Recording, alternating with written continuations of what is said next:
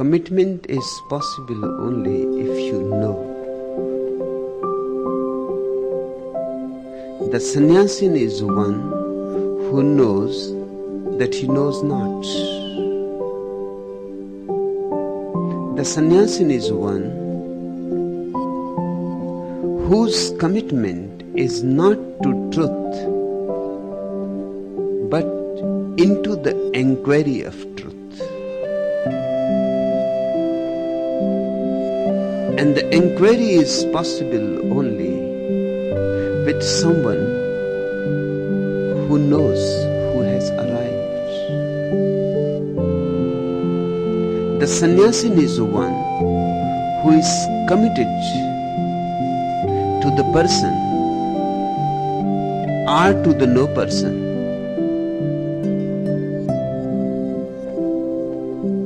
around whom he feels the vibe of truth, the vibe of authenticity.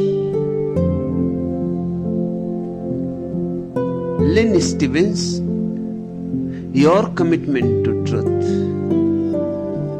is just an idea. Your truth is just a word,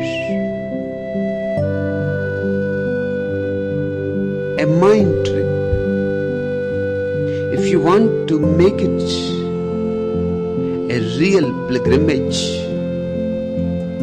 you will have to be a disciple. And to be a disciple is to be a sannyasin. To be a disciple means ready to learn, ready to go into the unknown with someone who has been in it. Alone, very rarely one has attained to truth. Not that it has not happened. Alone also it has happened, but very rarely. It can be just an exception.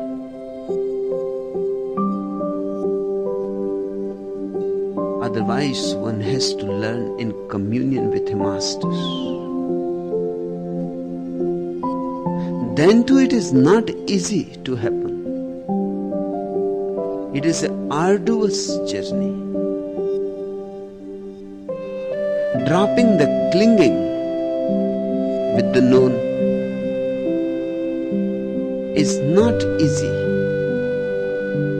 That is our whole investment. That is our whole identity.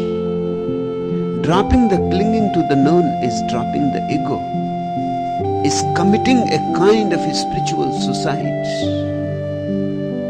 Alone you will not be able.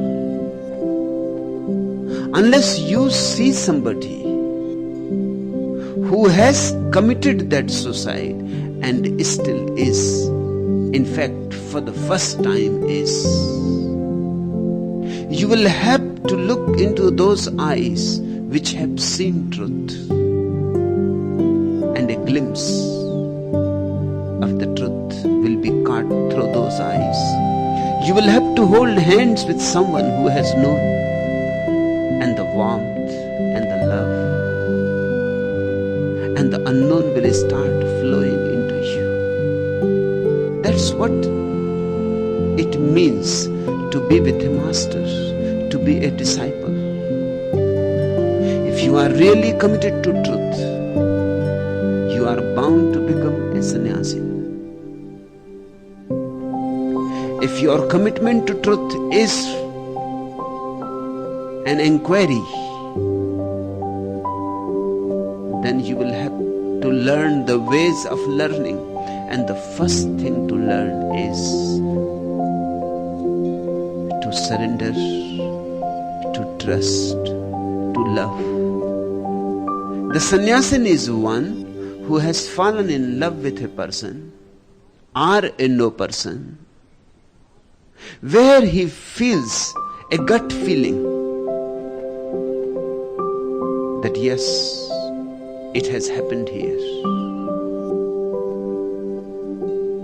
To be with someone who has known is contagious,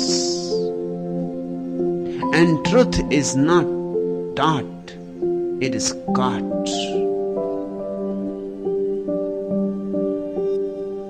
Your truth is nothing but an idea in your mind, maybe a philosophical inquiry. But a philosophical inquiry is not going to help.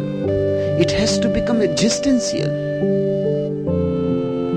You have to give proofs in your life that you are really committed. Otherwise, you can go on playing the game of words, beautiful games of theories, systems of thought, and there are thousands. You can also make a private system of thought of your own, and you will think this is truth. Truth is not of your making. Truth has nothing to do with your mind. Truth happens, and it happens only when you have become a no mind. But how you are going to become a no mind? On your own? You will remain the mind. You may think about the no mind. You may philosophize about the no mind. You may read the scriptures about no mind, but you will remain a mind. On your own, seeking and searching. Your ego will feel very good, but that is the barrier. It is like pulling yourself by your own bootstraps. If somewhere you find the help is available, don't miss it.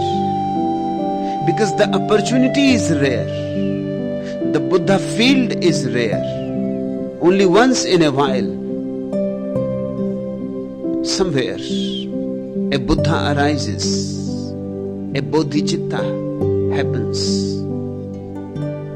Then don't miss the opportunity. If your commitment is really towards truth, you cannot avoid becoming a sannyasi. It is inevitable. Because the no mind is learned only by sitting by the side of a no mind. If you sit by my side, slowly, your mind will start dispersing like the morning mist. Slowly, a silence will start penetrating you, not of your doing, but coming on its own. A stillness will pervade you, and the moment you are utterly still, not even a thought moving inside you, that is the moment of illumination. For the first time you have a glimpse of truth, not the idea of truth, but truth itself.